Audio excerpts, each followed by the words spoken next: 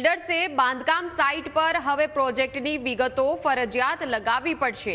બિલ્ડર્સે QR code સાથે તમામ વિગતો ફરજિયાત લગાવવી પડશે। સાઇટની બહાર રેરા રજિસ્ટ્રેશન વિગતો લગાવવી પડશે। બોર્ડ અને બેનરની સાઇઝ પણ નિયમોનુસાર રાખવી પડશે। બેનર અને બોર્ડમાં QR કોડ આપવો પડશે કે જેને સરળતાથી સ્કેન કરી શકાય। બોર્ડ અને બેનરનો ફોટો દર 3 મહિને રેરામાં સબમિટ થતા રિપોર્ટમાં અપલોડ કરવાનો રહેશે। તો પ્રોજેક્ટના બાંધકામની વિગતો, સ્પેસિફિકેશન્સ, એમેનિટીઝની વિગતો, પ્રોજેક્ટના લોનની વિગતો સહિતની તમામ બાબતોનો ઉલ્લેખ કરવો પડશે। બોર્ડ અને બેનરની લઘુત્તમ 1.20 મીટર પહોળાઈ અને 2 મીટર લઘુત્તમ ઊંચાઈ રાખવાની રહેશે। બેનરમાં અક્ષરોની લઘુત્તમ ઊંચાઈ 2.50 સેન્ટીમીટર રાખવી ફરજિયાત। રેરા રજિસ્ટ્રેશન નંબર અને પ્રોજેક્ટના રેરા કલેક્શન બેંક એકાઉન્ટની વિગતો લાલ રંગથી દર્શાવવાના રહેશે। સંવાદદાતા જયેશ ઓનલાઈન પર જોડાઈ ગયા છે। જયેશ, બિલ્ડર્સ માટે બાંધકામ સાઇટ પર વિગતો લગાવવાની ફરજિયાત કરવામાં આવી છે, નવા નિયમો છે, શું વિગતો?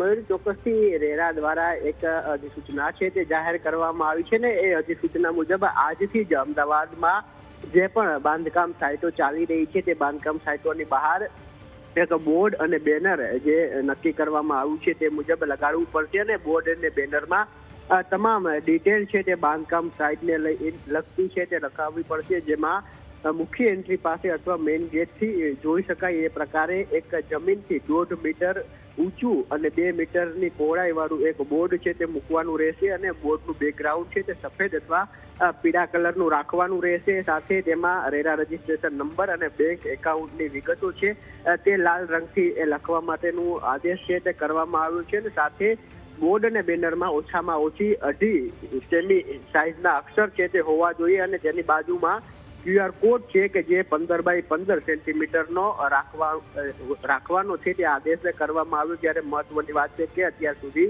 જે પણ જે ખરીદદારો છે તેમને મકાનોની ખરીદી કરવી હોય તો તેમણે રેરાની જે ઓફિશિયલ રજિસ્ટ્રેશન સાઇટ છે ત્યાં જઈ અને તમામ વિગતો મેળવવી પડતી હોય છે ને એવા સંજોગોમાં કેટલાક જે ગ્રાહકો છે તે એટલી અભણ હોય અથવા તો સાક્ષરતાનો દર ઓછો હોય એવા સંજોગોમાં લોકોને સરળતાથી તમામ વિગતો અને રેરામાં રજિસ્ટ્રેશન સહિતની સ્પેસિફિકેશન મળી શકે તે માટે આ આદેશ છે તે લાગુ કરવામાં આવ્યો છે અને સાથે જ્યારે દર 3 મહિને પ્રગતિ રિપોર્ટ રેરામાં સબમિટ બિલ્ડરો અને ડેવલપરો કરતા હોય છે ત્યારે એ રિપોર્ટની સાથે આ જે બેનર છે તેનો ફોટો પણ અપલોડ છે તે કરવાનો રહેશે ને જો કોઈ બિલ્ડર અથવા ડેવલપર આ નિયમોનું પાલન નથી કરતું અને બોર્ડ નથી લગાવતા તો તેમની વિરુદ્ધ દંડાત્મક કાર્યવાહી પણ થઈ શકશે। બિલકુલ, આભાર જયેશ સમગ્ર માહિતી આપવા બદલ।